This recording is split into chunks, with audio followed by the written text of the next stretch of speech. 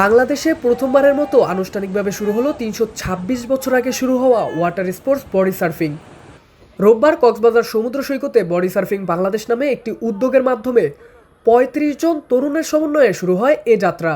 তাদের বেশিরভাগই যুক্ত লাইফগার্ড এবং সার্ফিংয়ের সাথে। মূলত বডি সার্ফিং হলো কোনো সার্ফবোর্ড বা ভাসমান যন্ত্র ছাড়াই শুধুমাত্র শরীরের সাহায্যে সমুদ্রের ঢেউয়ের ওপর ভেসে চলার সবচেয়ে বিশুদ্ধ ও প্রাচীন একটি খেলা।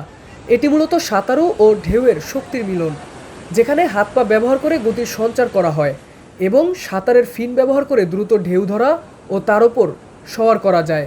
এখানে সার্ফিং করতে গেলে আপনার একটা বুট লাগে, তবে এটা হচ্ছে নতুন, একটা হ্যান্ড ক্লিনের মতন কাজ করে।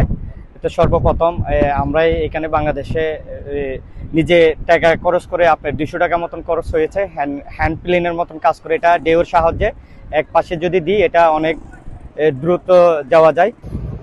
উদ্যোক্তারা স্বপ্ন দেখেন এই উদ্যোগের মাধ্যমে দক্ষ বডি সার্ফার তুলে এনে জাতীয় এবং আন্তর্জাতিক প্রতিযোগিতায় অংশগ্রহণ করার। নিজেকে কোনো বড় একটা রিপ কারেন্ট বা গভীর পানিতে গোসল করতে যেয়ে যদি কি অনেক দূরে যায়, ঢেউ নিয়ে একবারে কাছে আসে, নিজেকে সেভ করার জন্য আমরা বডি সার্ফিংটা শুরু করছিলাম। এটা একটা বিনোদন হিসাবে আমরা নিয়েছিলাম। এখন দেখতেছি এটা একটা প্রফেশনাল গেমে পরিবর্তন হয়েছে আর কি। বডি সার্ফিং এর যদি এখানে যারা আছে সবাই যদি আন্তরিকভাবে সহযোগিতা করে, তাহলে আমরা অবশ্যই বিদেশের মাটিতে বাংলাদেশের পতাকা আমরা উড়াতে পারবো। তো আমরা চাইবো বডি সার্ফিংটা আজকে থেকে সবাই বডি সার্ফিং এর প্রতি আন্তরিক হোক, শুরু করুক।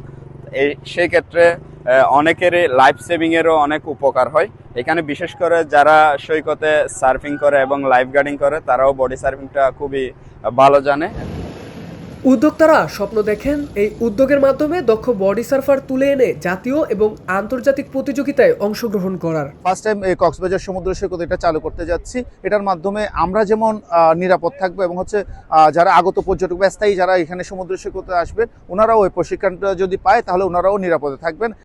বডি সার্ফিংকে আমরা একটি ওয়াটার স্পোর্টসে পরিণত করতে চাই, যেটি আজকে যাত্রা শুরু করেছে আনুষ্ঠানিকভাবে। আমরা চাই যে জেলা ক্রীড়া সংস্থার একটি অংশ হোক এবং জাতীয় ক্রীড়ার একটি অন্তর্ভুক্তি পাক।